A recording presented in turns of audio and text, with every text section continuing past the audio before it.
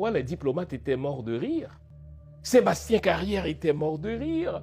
L'ambassadeur de la France était mort de rire. Et j'ai un ami de Montréal qui a tweeté que par le HCT, le Haut Conseil de transition, le Canada est encore une fois en train de légitimer Ariel Henry, que personne n'aime, que personne ne veut parce qu'il est un assassin. Dès que mon ami à Montréal a écrit cela, l'ambassadeur Carrière lui-même s'est donné la peine de lui envoyer un texto personnel pour lui dire, écoutez, il ne s'agit pas d'un plan du Canada, il s'agit d'un plan de la population haïtienne. Vraiment, monsieur Carrière. La vérité, c'est que l'installation du Haut Conseil de transition s'est déroulée dans l'indifférence absolue de la population haïtienne. Tout le monde s'en fout. Les Haïtiens ne sont pas naïfs, les politiciens haïtiens le sont. Les Haïtiens ne sont pas blancomanes, les élites haïtiennes le sont. Tout le monde voit clair au jeu des Blancs. Les Blancs ne veulent pas renoncer à notre Haïti chéri. Les Blancs ne veulent pas renoncer à notre territoire. Et dès que les Blancs s'intéressent à un territoire, morale de l'histoire, c'est qu'il y a des ressources là-bas. Les pays riches ne s'intéressent pas aux pays pauvres. Quand des pays riches essaient de vous convaincre que votre pays est pauvre et qu'elles y demeurent, sachez qu'il y a quelque chose que vous ne savez pas. Sachez qu'il y a quelque chose dont vous n'êtes pas au courant. Sachez que vous avez des ressources qu'elles vous cachent, ces nations-là, car les pays ne s'intéressent pas aux nations pauvres. Or, depuis 20 ans, dis-je, le Canada, les États-Unis et la France imposent une tutelle sur Haïti, tutelle au terme de laquelle les Haïtiens ne peuvent plus choisir leurs dirigeants, les Haïtiens ne peuvent plus se donner un président, les Haïtiens ne peuvent plus se trouver une sortie de crise qu'eux-mêmes créent ces pays-là. Et quand on essaie de se trouver une sortie de crise, quand on essaie de trouver une solution, ces mêmes pays boycottent cette solution jusqu'à ce qu'ils nous imposent une autre sortie de crise qui va créer une autre crise, une crise plus grande. Cette indifférence dans laquelle la population haïtienne a observé l'installation de Mirlan Maniga à la tête de cette coquille vide n'est pas annonciatrice de paix sociale. Je regrette Mirlan Maniga.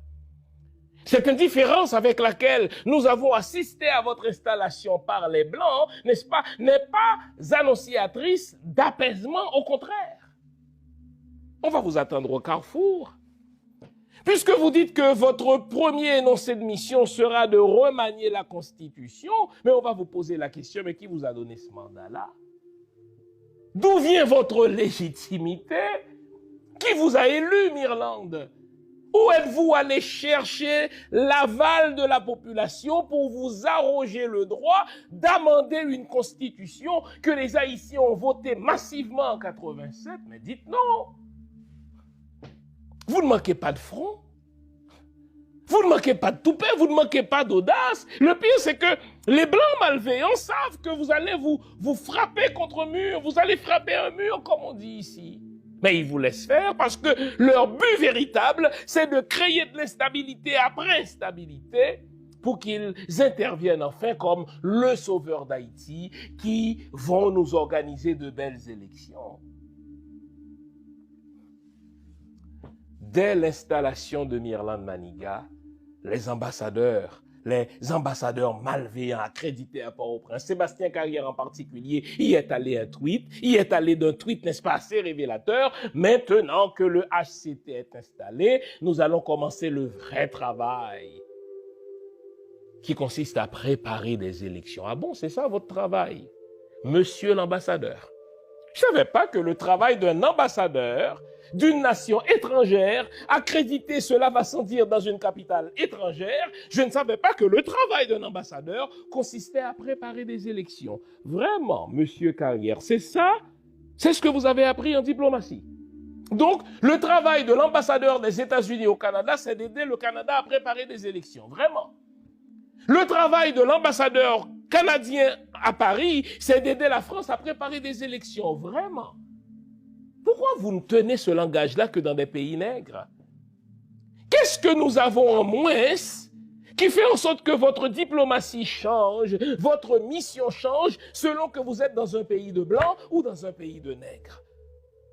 Il ose écrire que maintenant que le HCT est installé, nous allons commencer le vrai travail qui est de préparer des élections. Mais ce n'est pas cela votre travail, Sébastien Carrière. À moins que quelque part vous vous preniez pour le gouverneur d'Haïti, votre travail devrait être de représenter le Canada auprès des autorités haïtiennes. Mais justement, il n'y a plus d'autorités haïtiennes. Lorsque le Canada, la France et les États-Unis ont décidé d'imposer cette tutelle sur Haïti, il y avait, voilà 20 ans, 7000 élus. 20 ans plus tard, maintenant que vous avez foutu le bordel partout, il y a 0 élu. Et à chaque fois que vous organisez des élections, ce sont des élections bidons, ce sont des élections bordéliques, et là, vous vous préparez à refaire le même travail. Nous ne vous laisserons pas faire.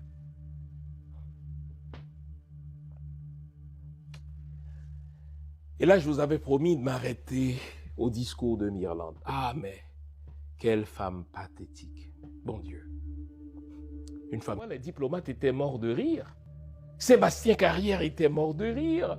L'ambassadeur de la France était mort de rire. Et j'ai un ami de Montréal qui a tweeté que par le HCT, le Haut Conseil de transition, le Canada est encore une fois en train de légitimer Ariel Henry, que personne n'aime, que personne ne veut parce qu'il est un assassin. Dès que mon ami à Montréal a écrit cela, l'ambassadeur Carrière lui-même s'est donné la peine de lui envoyer un texto personnel pour lui dire, écoutez, il ne s'agit pas d'un plan du Canada, il s'agit d'un plan de la population haïtienne. Vraiment, monsieur Carrière. La vérité, c'est que l'installation du Haut Conseil de transition s'est déroulée dans l'indifférence absolue de la population haïtienne. Tout le monde s'en fout. Les Haïtiens ne sont pas naïfs. Les politiciens haïtiens le sont. Les Haïtiens ne sont pas blancomanes. Les élites haïtiennes le sont. Tout le monde voit clair au jeu des Blancs. Les Blancs ne veulent pas renoncer à notre Haïti chéri. Les Blancs ne veulent pas renoncer à notre territoire et dès que les Blancs s'intéressent à un territoire, morale de l'histoire, c'est qu'il y a des ressources là-bas. Les pays riches ne s'intéressent pas aux pays pauvres. Quand des pays riches essaient de vous convaincre que votre pays est pauvre et qu'elles y demeurent, sachez qu'il y a quelque chose que vous ne savez pas. Sachez qu'il y a quelque chose dont vous n'êtes pas au courant. Sachez que vous avez des ressources qu'elles vous cachent, ces nations-là, car les pays ne s'intéressent pas aux nations pauvres. Or, depuis 20 ans, dis-je, le Canada, les États-Unis et la France imposent une tutelle sur Haïti, tutelle au terme de laquelle les Haïtiens ne peuvent plus choisir leurs dirigeants, les Haïtiens ne peuvent plus se donner un président, les Haïtiens ne peuvent plus se trouver une sortie de crise qu'eux-mêmes créent ces pays-là. Et quand on essaie de se trouver une sortie de crise, quand on essaie de se trouver une solution, ces mêmes pays boycottent cette solution jusqu'à ce qu'ils nous imposent une autre sortie de crise qui va créer une autre crise, une crise plus grande. Cette indifférence dans laquelle la population haïtienne a observé l'installation de Mirland Maniga à la tête de cette coquille vide n'est pas annonciatrice de paix sociale. Je regrette Mirland Maniga. Cette indifférence avec laquelle nous avons assisté à votre installation par les Blancs, n'est-ce pas, n'est pas annonciatrice d'apaisement, au contraire. On va vous attendre au carrefour. Puisque vous dites que votre premier énoncé de mission sera de remanier la Constitution, mais on va vous poser la question, mais qui vous a donné ce mandat-là? D'où vient votre légitimité? Qui vous a élu, Mirland? Où êtes-vous allé chercher l'aval de la population pour vous arroger le droit d'amender une constitution que les Haïtiens ont votée massivement en 87? Mais dites non. Vous ne manquez pas de front. Vous ne manquez pas de toupet, vous ne manquez pas d'audace. Le pire, c'est que les Blancs malveillants savent que vous allez vous frapper contre un mur. Vous allez frapper un mur, comme on dit ici. Mais ils vous laissent faire parce que leur but véritable, c'est de créer de l'instabilité après instabilité pour qu'ils interviennent enfin comme le sauveur d'Haïti qui vont nous organiser de belles élections. Dès l'installation de Mirland Maniga, les ambassadeurs malveillants accrédités à Port-au-Prince, Sébastien Carrière en particulier, y est allé d'un tweet, n'est-ce pas, assez révélateur. Maintenant que le HCT est installé, nous allons commencer le vrai travail qui consiste à préparer des élections. Ah bon, c'est ça votre travail, monsieur l'ambassadeur? Je ne savais pas que le travail d'un ambassadeur d'une nation étrangère, accrédité, cela va sans dire, dans une capitale étrangère, je ne savais pas que le travail d'un ambassadeur consistait à préparer des élections. Vraiment, monsieur Carrière, c'est ça? C'est ce que vous avez appris en diplomatie. Donc, le travail de l'ambassadeur des États-Unis au Canada, c'est d'aider le Canada à préparer des élections. Vraiment. Le travail de l'ambassadeur canadien à Paris, c'est d'aider la France à préparer des élections. Vraiment.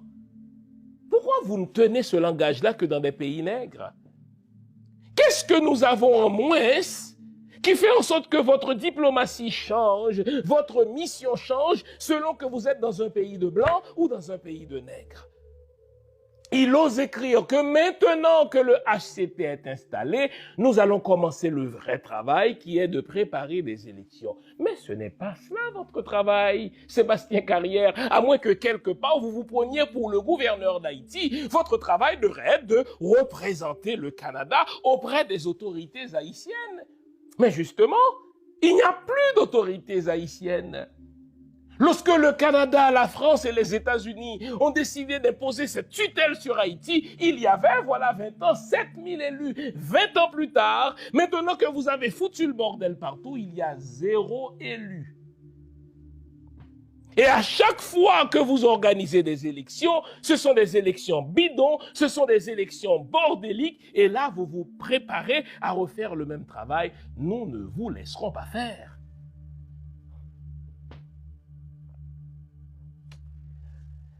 Et là, je vous avais promis de m'arrêter au discours de Mirland. Ah, mais quelle femme pathétique.